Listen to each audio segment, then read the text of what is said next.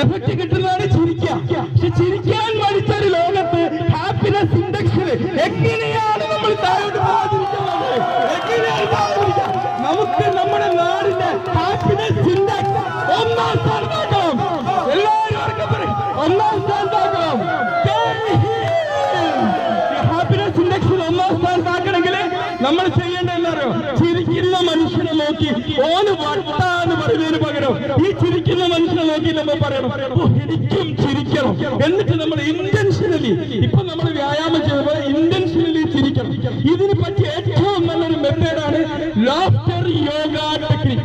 Laughter yoga technique ഒരു നമ്മളെ medical doctor തന്നെയാണ് ഇതിന്റെ ഉപജ്ഞാതാവ് മിഥുൻ കഠാരിയ എന്ന് പറയും, ബോംബെക്കാരനാണ്.